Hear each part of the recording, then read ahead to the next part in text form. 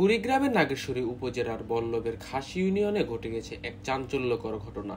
সাপ ধরতে গিয়ে প্রাণ হারিয়েছেন এক সাপুড়ে, আর সেই মৃত্যুর কারণ হওয়া কিংকোবরা সাপটি কাঁচা চিবিয়ে খেয়ে ফেলেছেন আরেক সাপুড়ে। বুধবার সকালে বল্লভের খাস ইউনিয়নের ডাক্তারপাড়া সাপুড়ে বায়াজউদ্দিন যান পাশের কালীগঞ্জ ইউনিয়নের কালীপাড়া এলাকার ইমরান আলীর বাড়িতে সাপ ধরতে। ইঁদুরের গর্তে বাসা বেঁধেছিল একটি কিংকোবরা, সঙ্গে ছিল 15-16টি বাচ্চা। সাপের বাচ্চাগুলো ধরার পর বড় সাপটিও ধরে ফেলেন বায়াজউদ্দিন, কিন্তু বস্তায় ঢোকানোর আগেই সাপটি তাকে ছোবল দেয়। প্রথমে তেমন কিছু মনে না হলেও কিছুক্ষণ পর বিষক্রিয়ায় তিনি অসুস্থ হয়ে পড়েন। দ্রুত ভুরুঙ্গামারী স্বাস্থ্য কমপ্লেক্সে নেওয়া হলে চিকিৎসক তাকে মৃত ঘোষণা করেন। মরদেহ বাড়িতে আনার পর স্থানীয় কিছু ওঝা ও সাপুড়ে সেখানে আসেন। তাদের মধ্যে একজন ভুরুঙ্গামারী উপজেলার বলদিয়া ইউনিয়নের মোজাহার মৃত বায়াজউদ্দিনের ধরা সাপ ও তার বাচ্চাগুলো নিয়ে যান।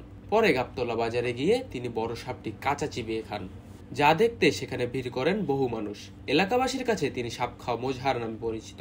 পেশাগতভাবেও তিনি সাপ ধরেন ও সাপে কাটা রোগীর ঝাড়ফুঁক করে থাকেন। মোজাহার জানান, সাপের ধরন দেখে তিনি আগেই বুঝেছিলেন রোগে বাঁচবে না। পরে পরিবারের ডাকে গিয়ে মৃত্যুর বিষয়টি নিশ্চিত করেন। ধরা সাপগুলো পেয়ে তিনি বড় সাপটি খেয়ে ফেলেন এবং জানান কাঁচা সাপ খাওয়া তার পুরনো অভ্যাস।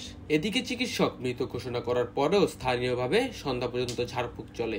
এ বিষয়ে ভুরিঙ্গামারী উপজেলার স্বাস্থ্য পরিবার পরিকল্পনা কর্মকর্তা ডাক্তার এস.এম. আবু সায়েম বলেন, সাপে কাটলে ঝাড়ফুঁকে কোনো কাজ হয় না, দ্রুত হাসপাতালে আনাই একমাত্র উপায়। বর্ষায় সাপের উপদ্রব বাড়ে, তাই সবাইকে সতর্ক ও সচেতন থাকতে হবে।